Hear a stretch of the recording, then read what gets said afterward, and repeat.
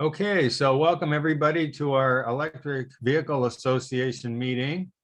And we have our special guest, Shelkie Tan, that's going to talk about water efficient gardens. There's a nice one in the background I see behind her. And she did a wonderful job on my yard. So let me click the share screen thing here. And I have it. I see it here. I can share. okay, well, let me get rid of this then. Go ahead, and you want to maybe introduce yourself a little bit? Sure. Hi, everyone. Good morning. My name is Shelkie Tao. It's actually Tao, T-A-O. Oh. I'm a landscape designer. It's okay. I'm a landscape designer, and as Jerry mentioned, I designed his front yard and backyard garden, and transformed from the lawns to water efficient gardens. And the effects were very good. Jerry can talk about that more, but it saved water by up to 37%, almost 40% for the whole household. So I think in this weather of the drought, we all need to save water. And yeah, the garden is one of the best ways to achieve that. Thanks. Oh, okay, then I can start. Let me share. Okay, can you see? Can you see my PowerPoint? Yes. Okay, good. Okay, so today's topic is combat climate change by building a native garden. Very happy to talk to you about this topic.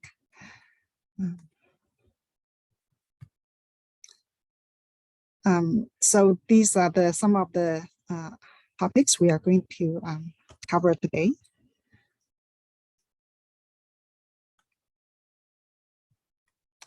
So as we all know, we are facing a climate crisis. So this is the graph that shows the temperature over the last 100 years.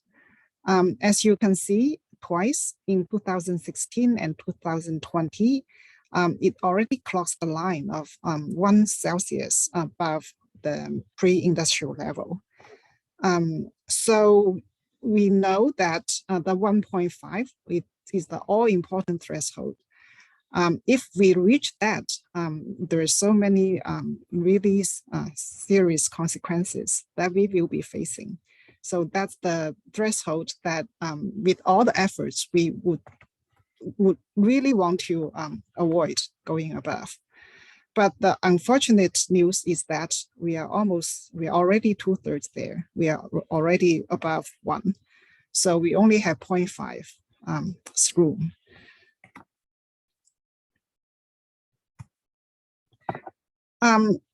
One of the consequences, there are many, like heat, much warmer temperature, hotter summer, heat waves, wildfires, and then the water level increase. So you can see based on this study, they look at the scenarios based on different emission scenarios from middle to middle high. So I think B1 is middle and A2 is middle high. Basically, the conclusion is that if even with a middle scenario, the sea level will increase to 1.4 meter by 2100 or even 20 in next 70 to 80 years of time.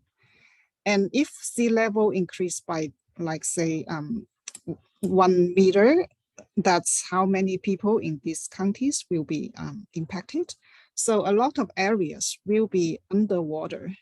And this is how the population that would be impacted in those areas.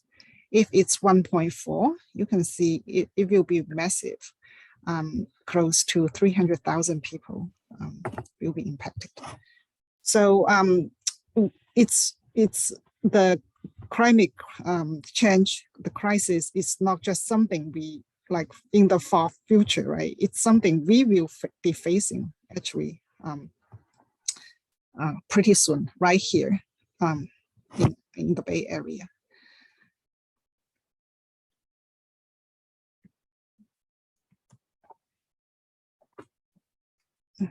Okay, so this is what San Francisco will look like with that sea level rise. It can become a reality if we don't bring this climate crisis in control. It will happen.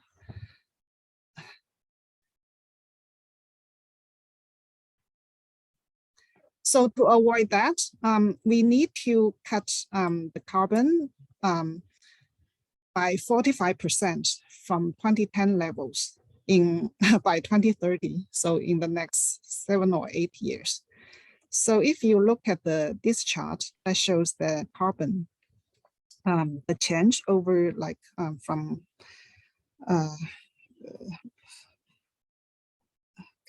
thousands of years ago before today.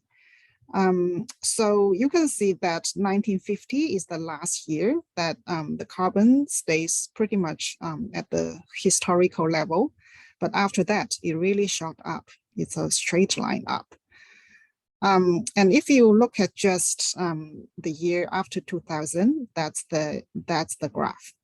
So we are right now at 417 ppm right here, the highest point. Now to avoid that 1.5, that line, instead of going like that, it needs to achieve like 45% or almost half decline by 2030. So we are really a big way away from that. So it's not totally out yet, right? But it really highlights that the action we really need to take right now.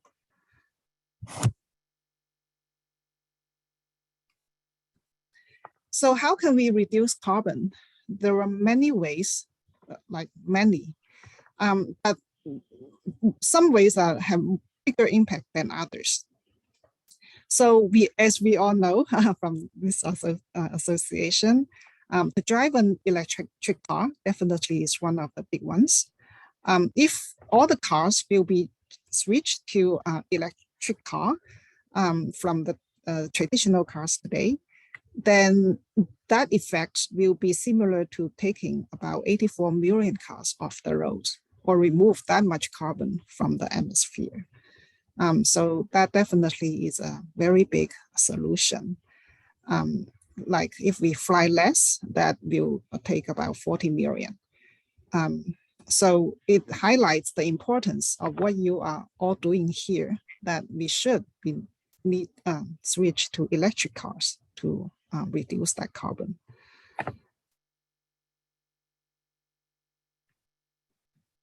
That's what all of you are doing already. It will take the effect will be equivalent to taking about 84 million cars off the road.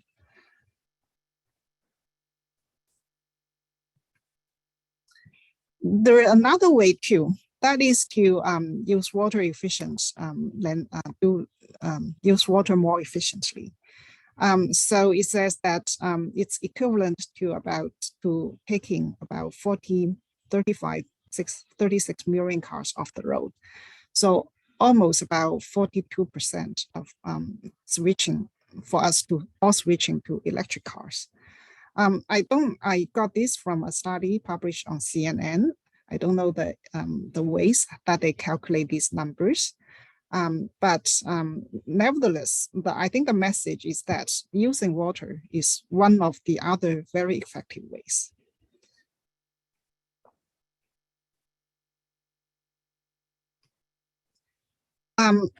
The reason of that is there is this energy-water nexus. Basically, it says these two things are very much intertwined together. It takes water to generate energy for hydropower. That's very obvious. But then it also takes energy to do all kinds of things for water to be delivered and used, for the treatment, the extraction, transmission, use the water, and then to treat the water.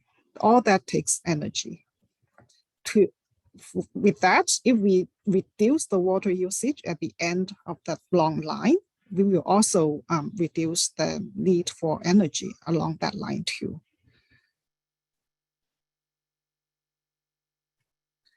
So if we look at California's water systems, so in California, most of the water actually comes from the Sierra Nevada, the snow pack, and also in Northern California, around the San Joaquin River Delta. In Southern California, they don't have that water. So it relies on the huge water systems to send the water down to Southern California.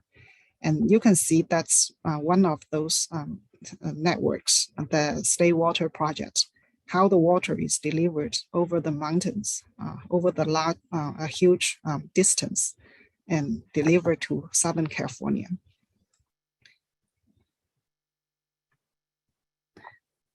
If we just focus on State Water Project, it pumps water 700 miles from north to south to supply water to 2/3 of the California's population.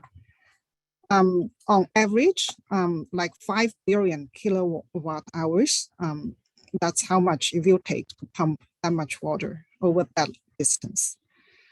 It's equivalent to about 2 to 3% of all the electricity consumed in California.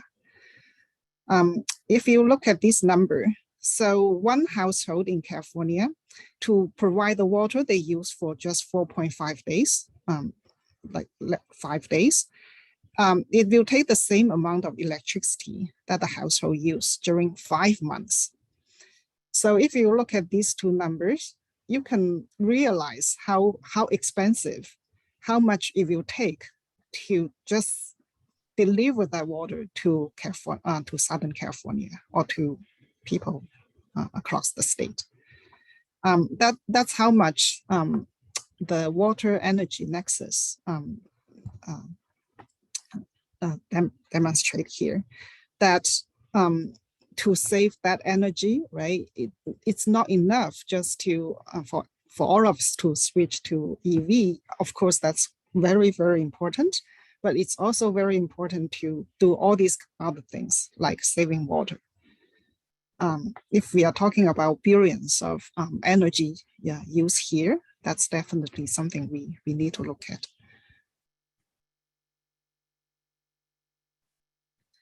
So when we get that water, right, that's pumped 700 miles over, how do we use it? Half of that actually is used on outdoor landscaping, mainly the lawns. So in California, that percentage is about 50%, so half of all the water we use. Now, when you think about it, right, that it's a little bit crazy. It's just for these lawns, it's just for basically the landscaping, right, for us to see. It's not for food, not for other more essential use. So it's definitely a big area that we should focus on if we want to save water. And as you can see, all the other indoor uses, they do not get to close to the 50% percentage of the outdoor water use. So if we want to, for the water saving to have the biggest effect, outdoor is really the place to look at.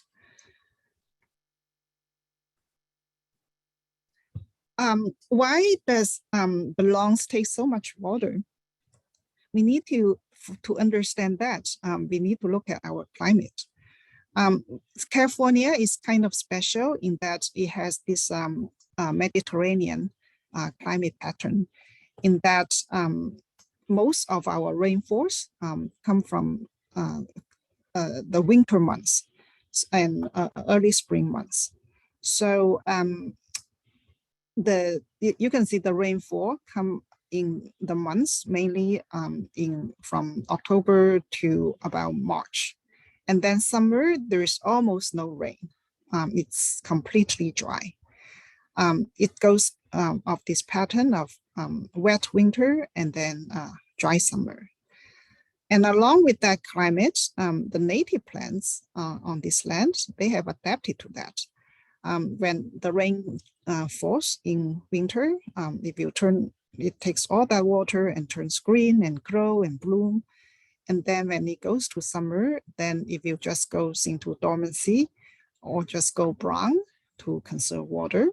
And then when the rainfall comes again in winter and fall in winter, then it will grow again and turn green again. So green, brown, green, it's well adapted to this cycle. And it can survive and grow just with the water it gets in California.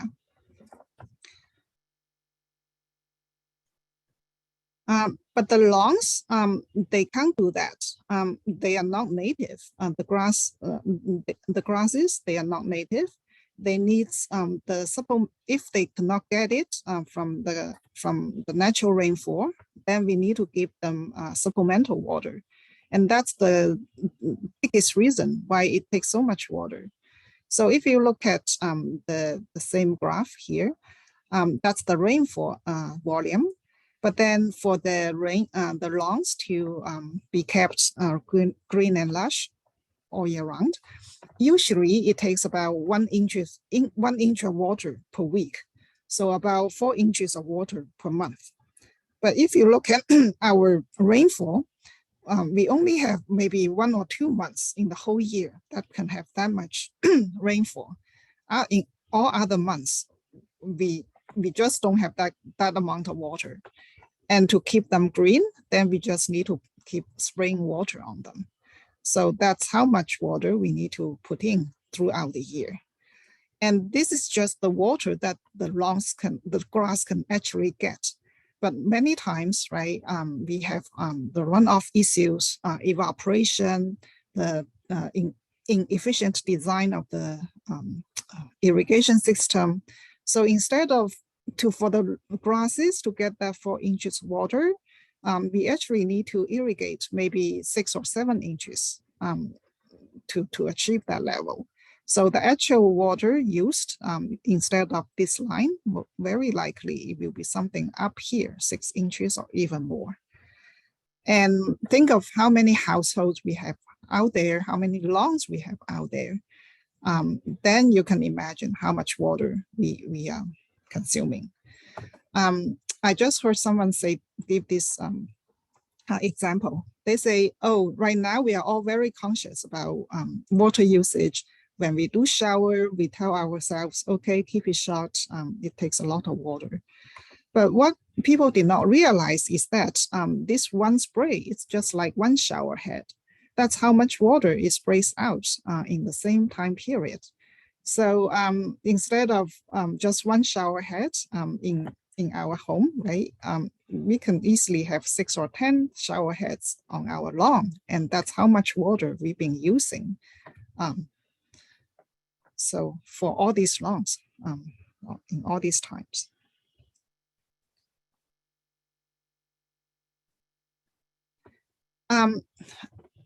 So California already is not a wet place. To make things worse, we are facing a really bad drought. This is the worst drought in at least 1,200 years. As you must have seen that from the news everywhere. Lake Powell, the water level dropped 100 feet in the last 3 years. That's the drought map for the state. Just yesterday, June 1st, Valley Water issued a new watering regulation. Now you can only water twice a week. It used to be 3 times a week. Now they cut that down to once a week. In some parts of Southern California, they even cut that down to once a week.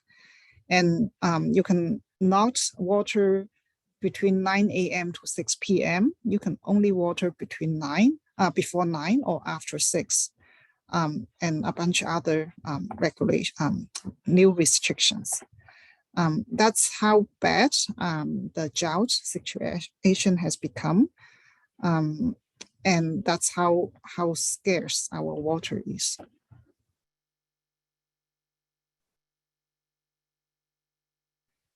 Native plants, on the other hand, as we mentioned, they are adapted to this climate.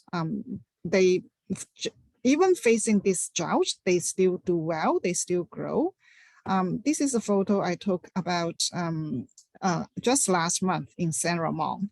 So even facing a mega drought, they still bloom, they still do well. So compared to the lawns, right, that needs like 3 or 4 times of watering to be kept lush and green.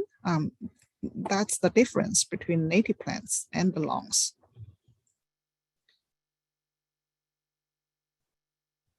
I also want to talk a little bit about drought-tolerant plants and native plants. We also know that we also heard about this term a lot, drought-tolerant plants. And maybe the question becomes, can I just use drought-tolerant plants? Will that be the same? The thing is that it will be much better than the lawn, for sure. Any plants will be better than the lawn in terms of water usage. But still, the native plants can still save water more than the drought-tolerant plants, meaning not native plants. The reason why is that, again, only the native plants are adapted to this rainfall graph, this kind of volume. The drought-tolerant plants or non-native plants, because they are not local, they are not accustomed to this kind of pattern, so they still need water, for example, in the summer times. So in terms of water consumption, they still need, let's say, a low to moderate amount of water. So if this is the line for the lawns, the drought-tolerant plants, this is the line for them. Yes, it's much lower, but still they still require water. One example is the Western rabbit and the Eastern rabbit. They are relatives, very close, but still Eastern rabbit, they are native to East Coast, and Western native to California. Western rabbit is much more water drought-tolerant than Eastern rabbit.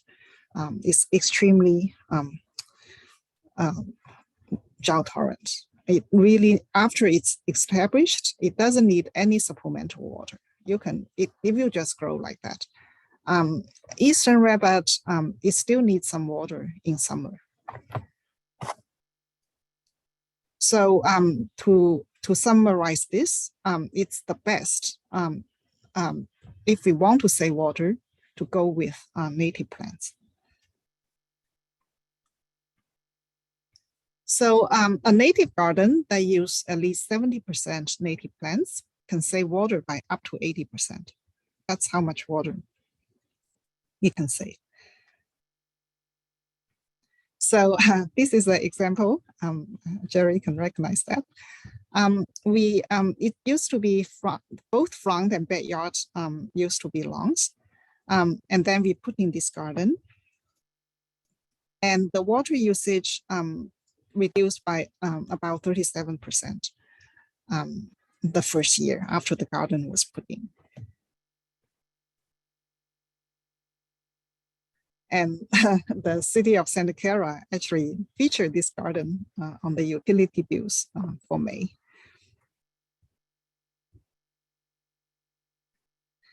This is another example also in Santa Clara. So it used to be these very lush and green lawns in the front yard, and we put in a native garden. And their household water usage reduced by 56%. One thing to call out is that this is for the whole household.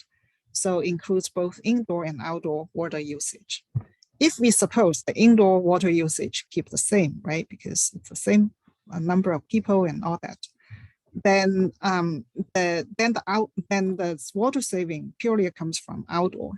So the outdoor water saving must be more than 56% for the whole house to save 56%. So likely the outdoor savings can be anywhere from, let's say, 65% to even 80%.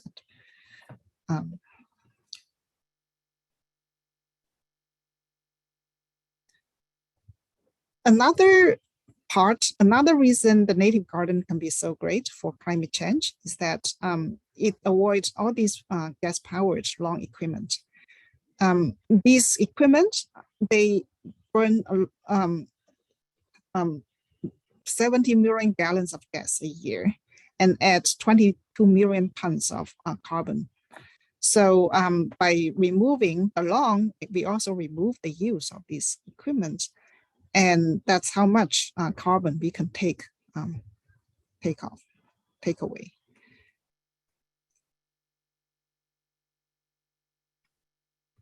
The third reason that the garden can be so great is that it can help soil absorb more carbon.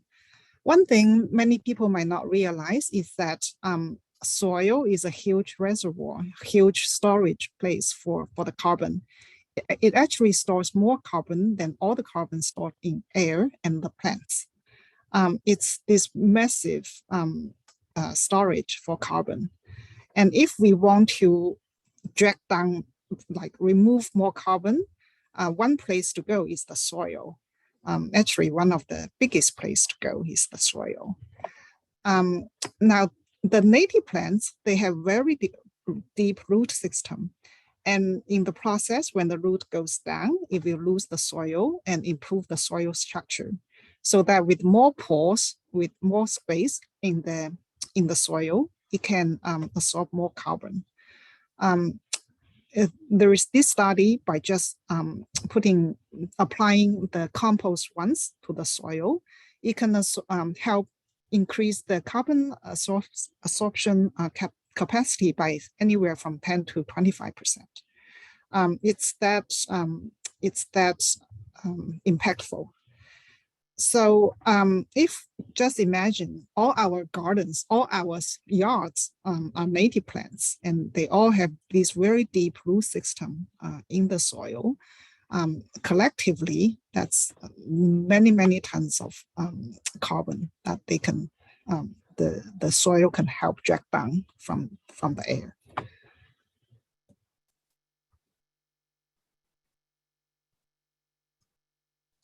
There are many, many other benefits of a native garden.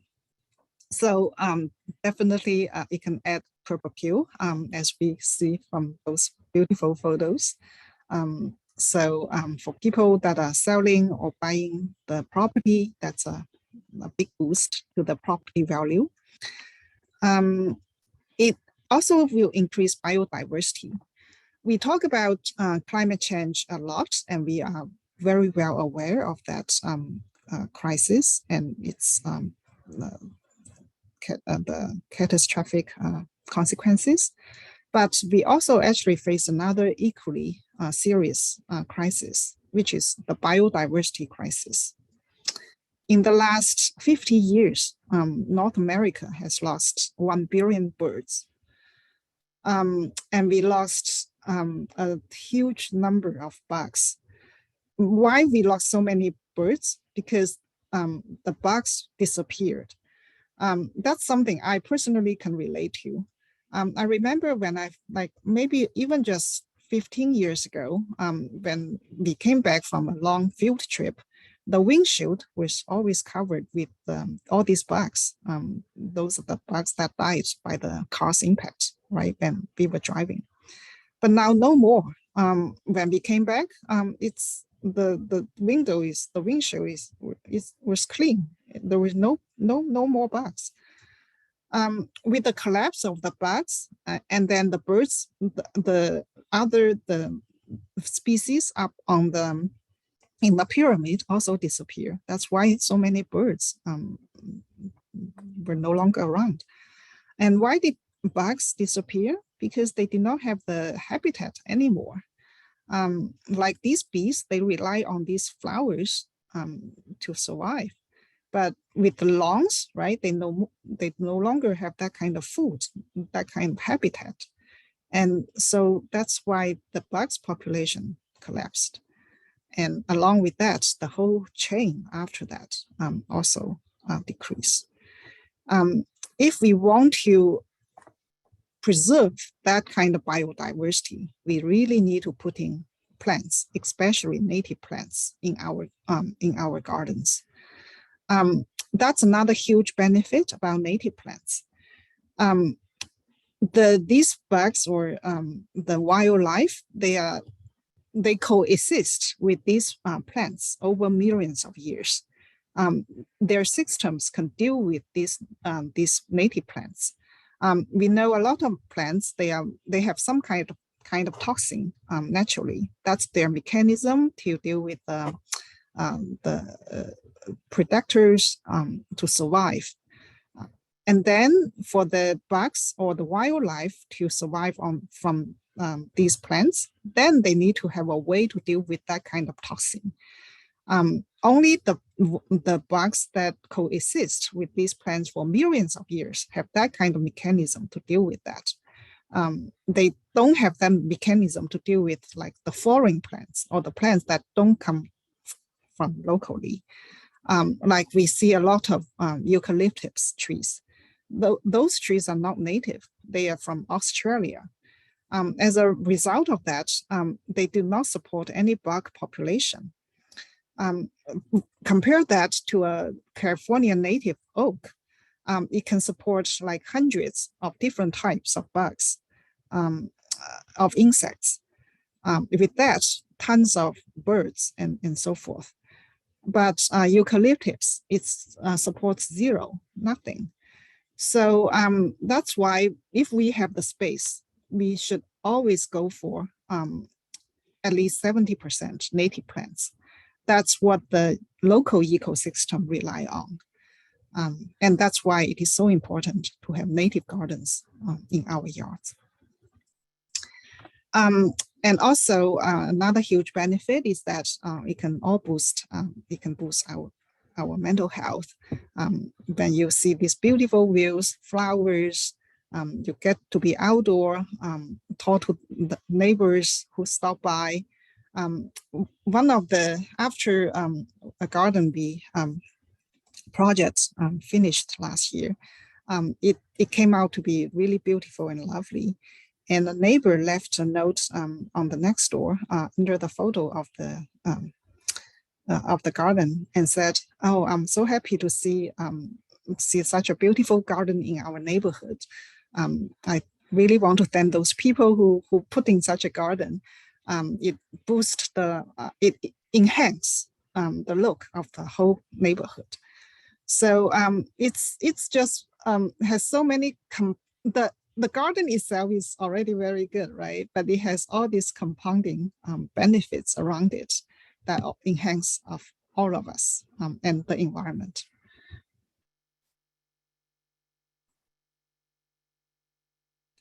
So yeah, this is the garden that I mentioned. When I went back there, I always see this kind of like native bees feed on these native plants. And I saw like more than one type, another type of native bees. And there are other gardens. When I went back, I always see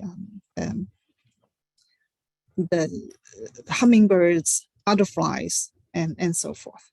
So that this used to be a lawn, and you would not see such wildlife if it's just a lawn.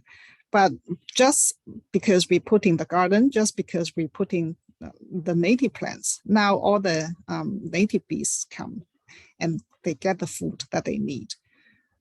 So it's that kind of change is something you can see and experience. So to summarize, to combat climate change, we all understand we need to reduce carbon. One way is to do it with the EV. Another way, a big way, is also to put a native garden in our yards. I've been doing this for a long time and very experienced. And I would love to help you if you are also considering transform a lawn to a native garden. Here's my contact information.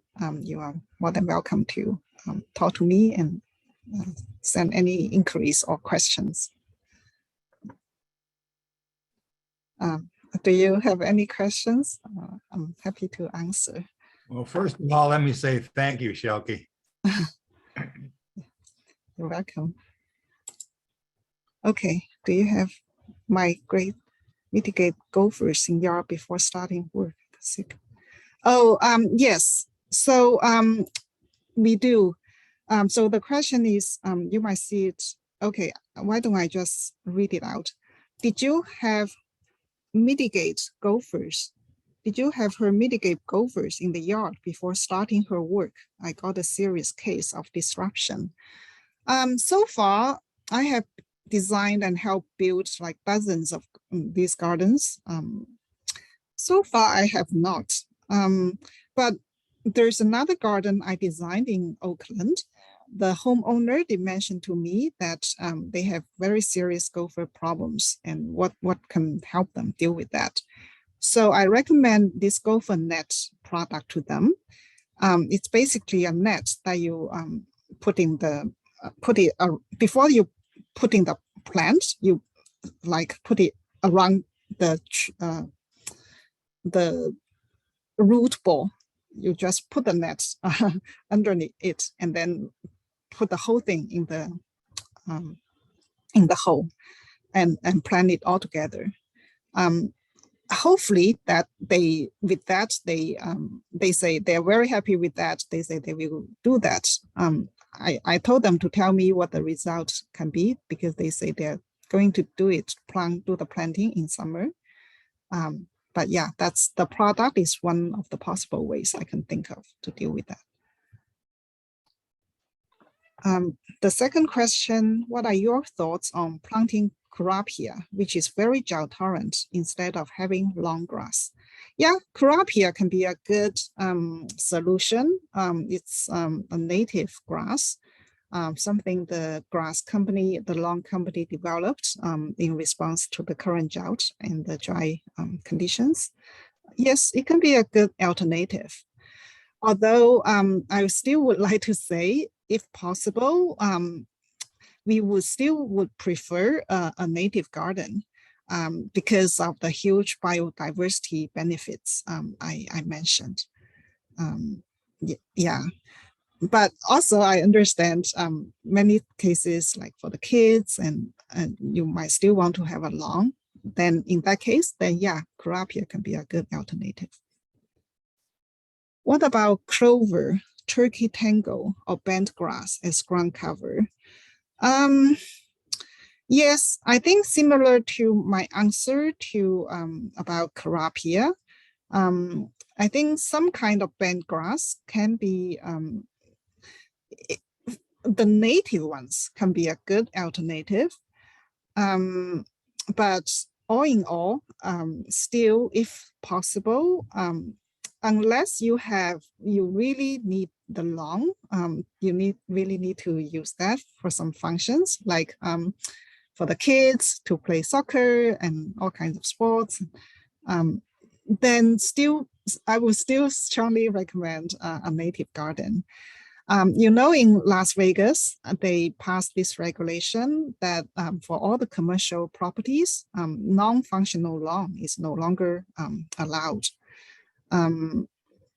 Functional means a soccer field, right? That kind. So if the lawn is not going to be used that way, then they would not allow it anymore for all the commercial properties. They haven't done that for residential yet because it's a different case scenario. But you can see how much the lawn is really, putting this way, is more and more out of the fashion. Not more and more people realize it's not something we can afford with the water we have.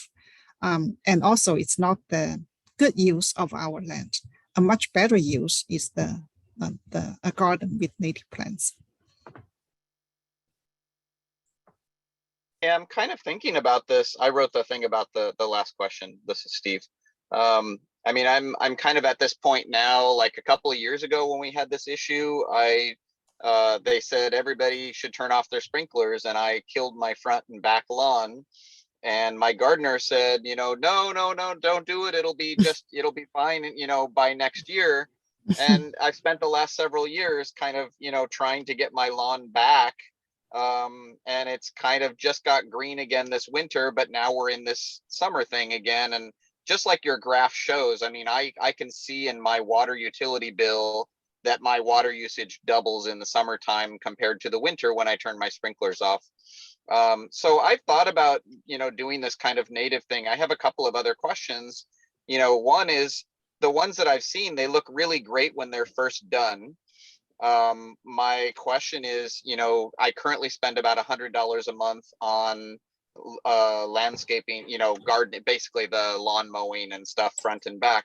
What do you anticipate costs of maintenance, and do you factor that into your design? Because we talked to somebody about a native front and back upgrade, and then they were telling us it would cost twice as much to actually have somebody come out and manicure and maintain it.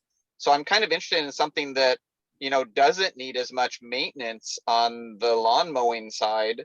And also a lot of the stuff you show has like the bark ground cover or whatever. And after like a couple of years, like that has to be replenished too, right? Because that goes away and it just looks like, bare dirt again. So how do you factor that into your design that, you don't have to either redo it in a couple of years or, have significant, refreshing kind of things?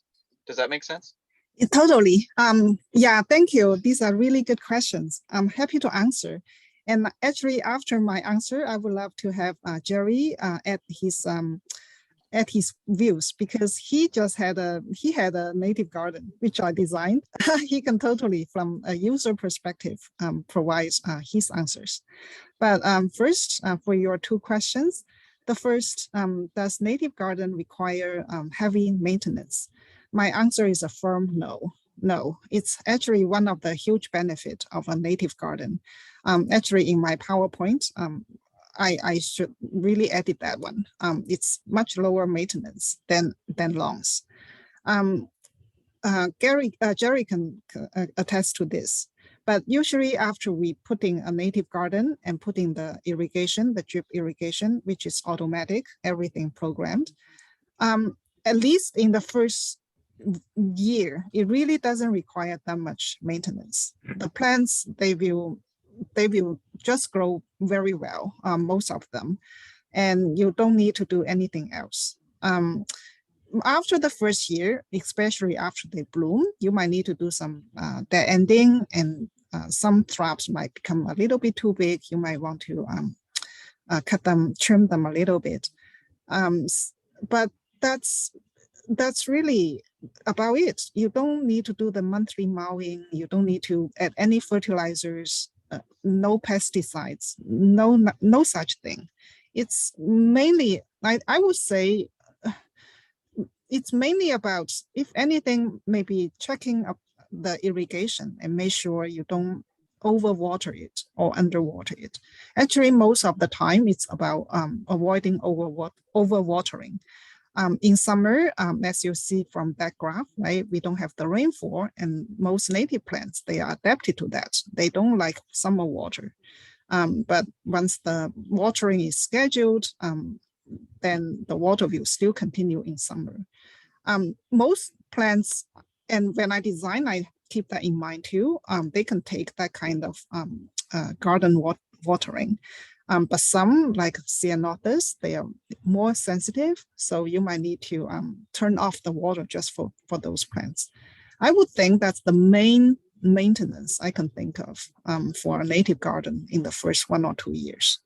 So no, the person who told you that requires 2 times, that's not at least for me, it's not the right answer. So that's first question. Second question, the mulch. No, actually, the first garden I designed was like 6 years back. To this date, I haven't. Those mulch are still there. They did not need to be replaced. Though a lot of them are made from the tree bark, and those bark are pretty endurable. They last for a long time. So at least all the gardens I designed, I haven't had one homeowner told me that they need to replace their mulch. I would say that's not a concern as well. Okay. So And yeah, question too on the the picture behind you is pretty typical, I think, for our area where they have a a small yard in the front and maybe a small yard in the back. Can you give a ballpark idea? I mean, we had a big stone pine tree come down in the backyard. We redid the entire backyard. And what I remember 20 years ago was we put about $30,000 into the backyard because there was also hardscape and other things, and all new sprinklers and all that. So I'm not looking forward to like redoing that, but I think it should be cheaper because, the hardscape stuff isn't really there. But like, what could you expect to do for, for just say a front yard project like the ones that you've shown? I mean, what is a budget number ballpark range? so everything together, if just softscaping, meaning planting, I would say anywhere from 4,000 to 8,000, depending on the actual area and a bunch of other factors. But so that's that's about the cost range.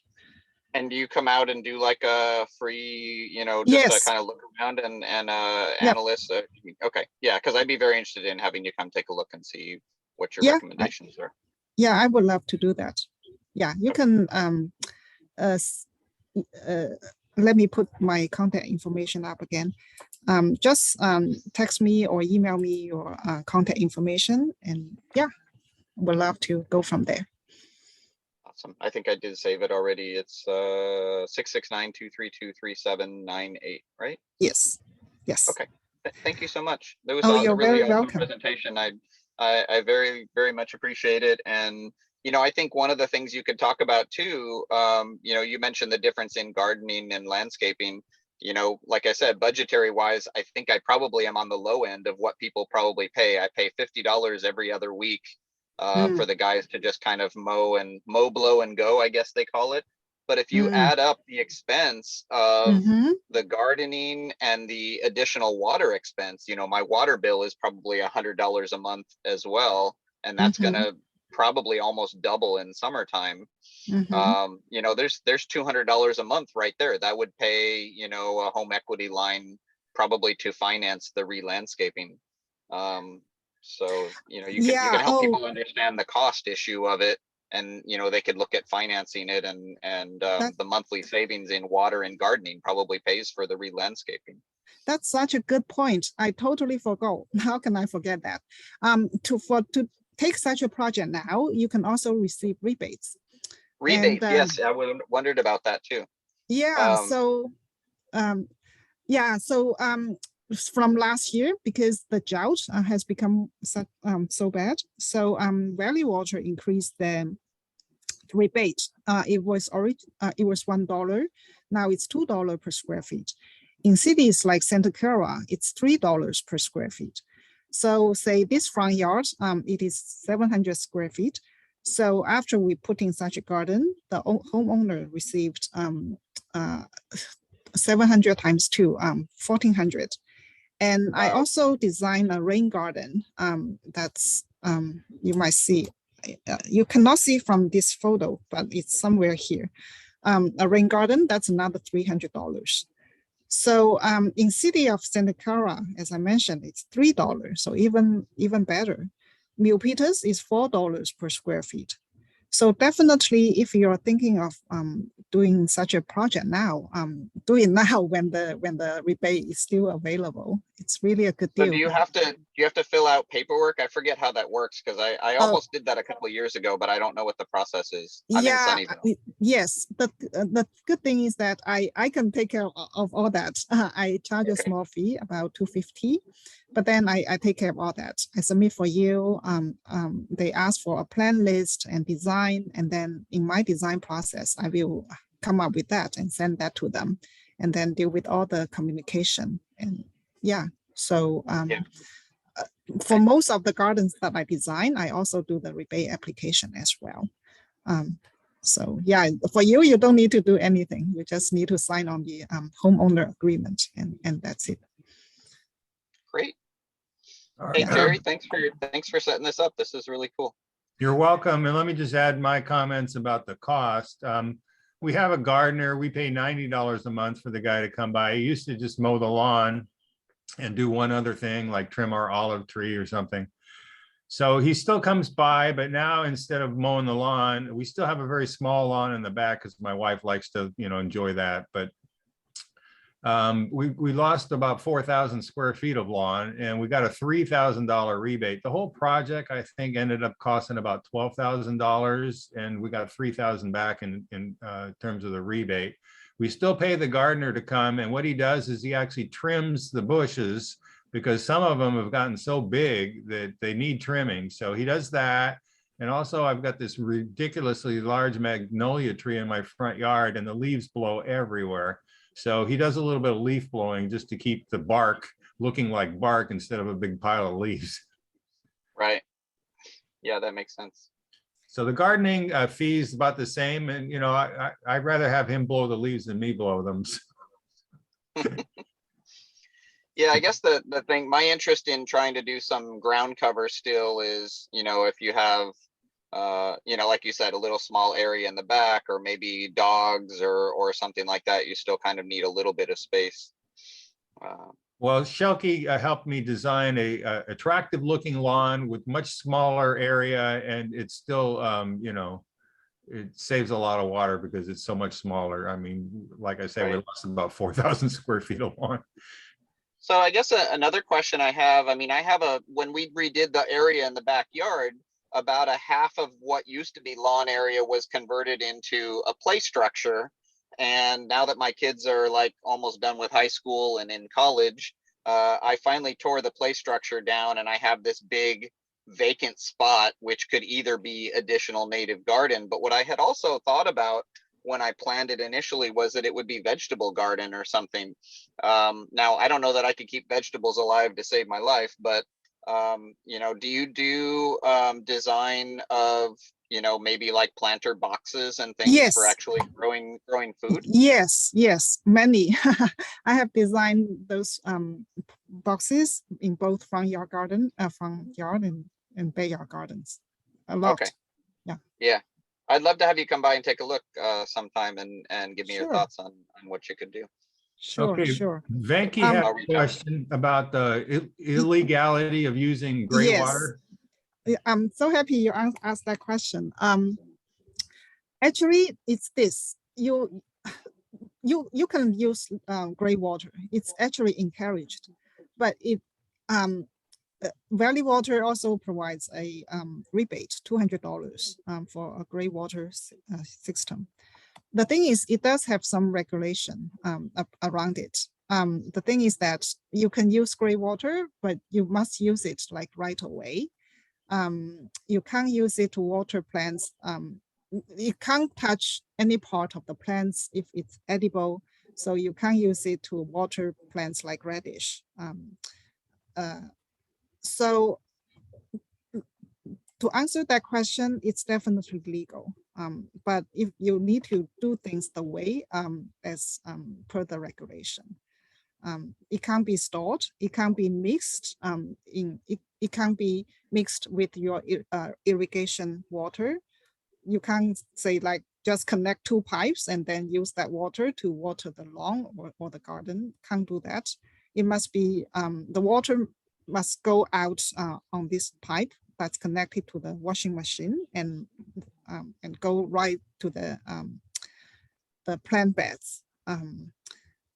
So you can't store it. You can't say, okay, I will have this storage unit and only water it like the next day.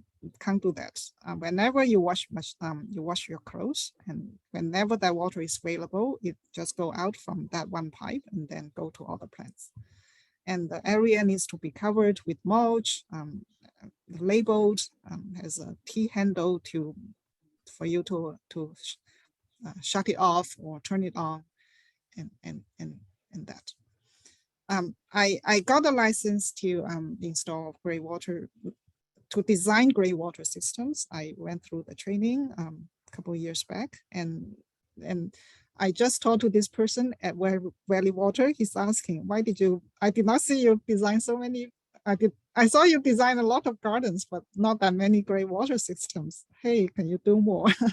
So yeah, that's the answer. Very legal, encouraged, but just need to do things the right way.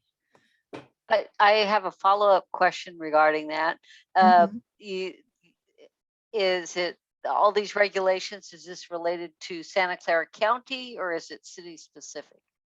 It's related to California. Oh, to all, oh, okay, California. California, the whole state. Yeah. Got it.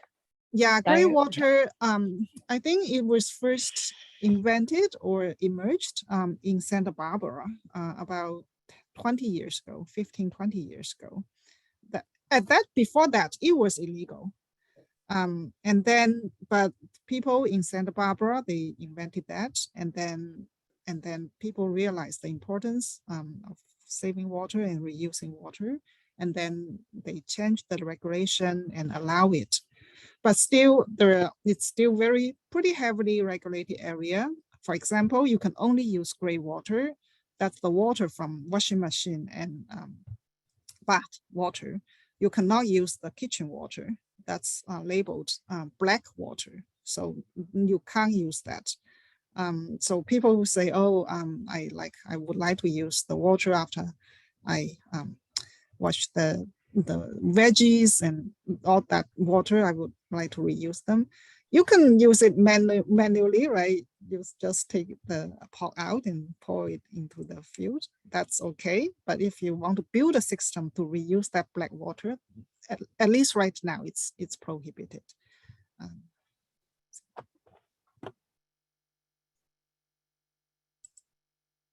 Is there any other questions? Otherwise, I'm going to stop the recording. Will the recording be available? Yes, I'll wait till Ben gets back to do that. He's taken care of that in the past. We use a cloud-based recording Zoom feature that the Electric Vehicle Association pays for. So they allow us to keep the recording for a limited period of time. But after that, we can either make our own copy of it somewhere, like maybe on a Google Drive, or we can make a YouTube video out of it. So we'll Yeah, it's possible to download as an MP3 file. Then you can use it immediately. No need to keep it on the cloud. Okay. All right. Well, I'm going to click the stop recording button now, and we can chat afterwards.